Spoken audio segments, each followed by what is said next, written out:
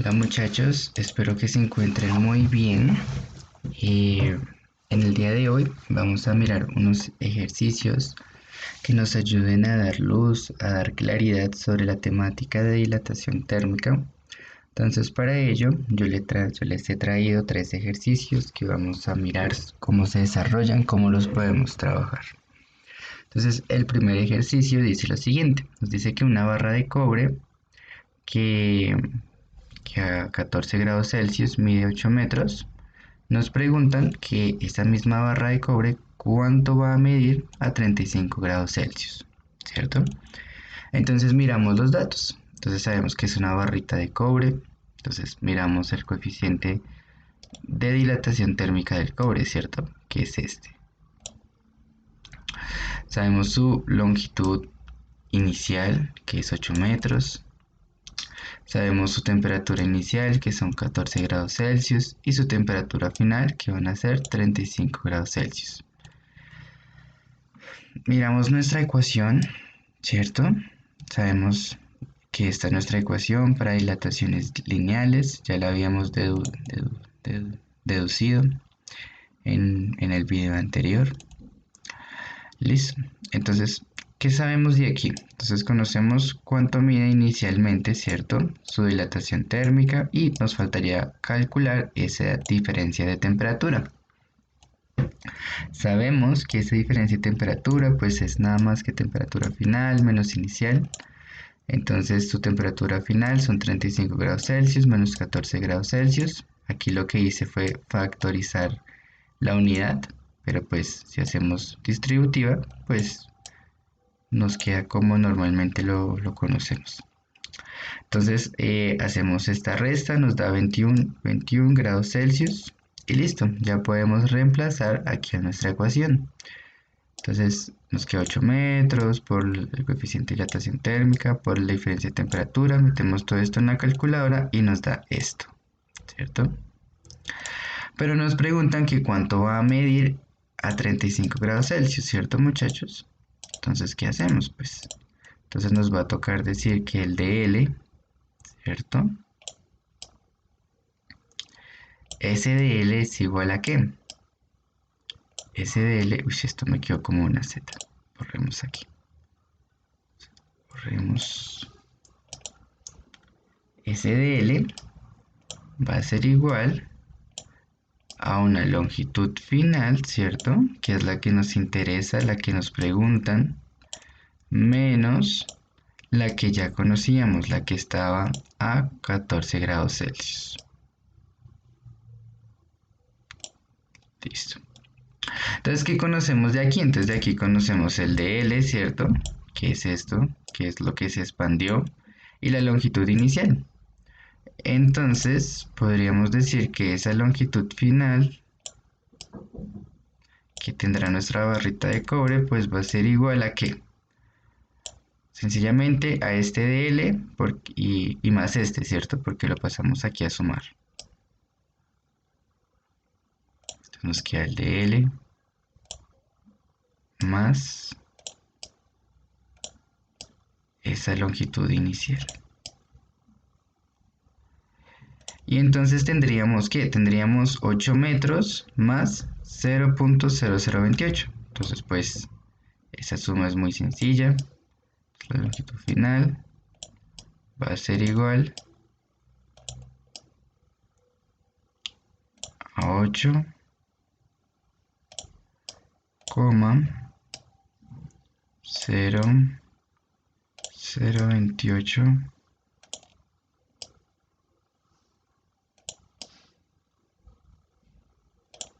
metros. Y esa es nuestra solución. Miren muchachos que démonos de cuenta de una cosa, que pasar de 14 grados Celsius a 35 siempre hay harto, ¿cierto? Siempre hay una diferencia de 21 grados. Entonces podríamos inferir de que pues el cobre es un material mmm, con una muy buena conductividad térmica, ¿cierto? Bueno, entonces siguiente ejercicio. Este está chévere. Entonces dice que unos arqueólogos descubrieron un metal no catalogable con sus instrumentos. Entonces imaginémonos, no sé, a un Indiana Jones por allá buscando reliquias arqueológicas de un pueblo indígena perdido y se encuentra unas vasijas, unos instrumentos de cierto metal. Ellos saben que es un metal, pero no pueden catalogar el metal porque los instrumentos que llevaron no les dice con claridad qué tipo de metal es. Entonces a nosotros como físicos nos preguntan y nos dan ciertas características. Entonces nos dicen identificar el material sabiendo que a 0 grados Celsius el metal mide 10 metros y a 58 grados Celsius se expande a 1,4 centímetros. Entonces nosotros sabemos que, que dependiendo del tipo de material, los materiales se expanden, ¿cierto? Entonces podemos decir no. Pues si sabemos que a cierta temperatura el material se dilata o se contrae, pues podemos conocer el coeficiente de dilatación térmico de ese material específico. Entonces despejamos ese coeficiente que es el que nos va a dar claridad de qué tipo de material es el que estamos hablando. Entonces pasamos este L sub 0 aquí a dividir, ¿cierto? El de T también a dividir. Y nos queda que la ecuación que nos va a dar claridad de qué tipo de material es el que descubrieron los arqueólogos es este. Y ya conociendo la ecuación que vamos a manejar, entonces miramos los datos que tenemos. Entonces sabemos que su longitud inicial de ese material es 10 metros, que su temperatura inicial es 0 grados Celsius, su temperatura final son 58 grados Celsius y lo que se dilata, ¿cierto? Porque aquí nos dicen que cuando está a 58 grados Celsius se expande 1,4 centímetros. Entonces, pues cuando esa expansión la escribimos nosotros matemáticamente con SDL. Listo, entonces 1,4 centímetros que equivale a 0,014 metros. ¿Por qué hacemos el cambio de unidades? Porque en un principio hablamos en metros, entonces aquí también tenemos que hablar de metros. Listo, entonces conocemos el dl, conocemos la longitud inicial, nos faltaría la diferencia de temperatura. Entonces hacemos lo mismo, temperatura final menos inicial, hacemos la resta, entonces S de T está a 58 grados Celsius. Reemplazamos, metemos esto en la calculadora y nos da que ese alfa, esa dilatación lineal da 2.41 por 10 a la menos 5 grados Celsius a la menos 1, ¿cierto? Porque aquí se quitó este y se quitó este y nos quedó solamente este. Y nos damos de cuenta que este es el coeficiente de dilatación térmica del aluminio. Entonces les podemos decir a nuestros amigos los arqueólogos que esos instrumentos que ellos encontraron allá están hechos de aluminio.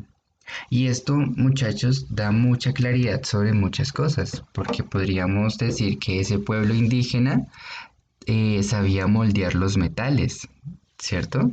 De que ellos encuentran los minerales en el suelo y lo metían en hornos y empezaban a moldear los metales.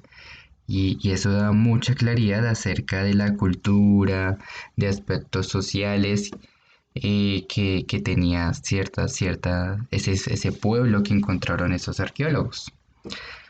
Entonces aquí la física ayudando también a las humanidades desde siempre. Listo.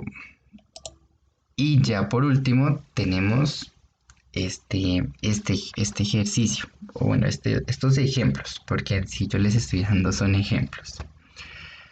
Entonces nos dice, Juan tanquea su automóvil con 1.5 galones de gasolina, cuando en la ciudad hace una temperatura promedio de unos 18 grados Celsius, está haciendo calorcita, ¿cierto? Listo, Juan se da cuenta que por la noche el tanque de combustible bajó. Calcular cuánto bajó conociendo que esa noche hacía una temperatura promedio de unos 8 grados Celsius. Supongamos, muchachos, de que Juan no se movió, O sea, no hubo un gasto de combustible. Digamos que Juan fue, tanqueó y dejó su auto en la gasolinera. Él fue, tuvo una cita, se divirtió mucho y cuando fue a recoger el automóvil, pues él se dio de cuenta, pues él todo curioso fue y miró y se dio de cuenta que el tanque bajó.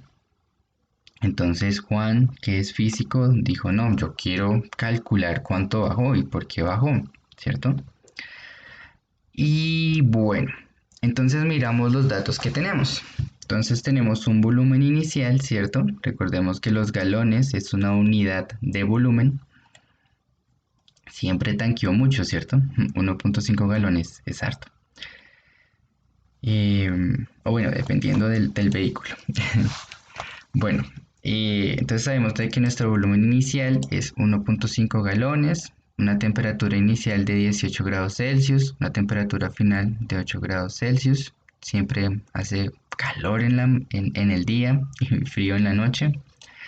Y sabemos que el coeficiente de dilatación volumétrica de la gasolina es de 9,5 por 10 a la menos 4 grados Celsius.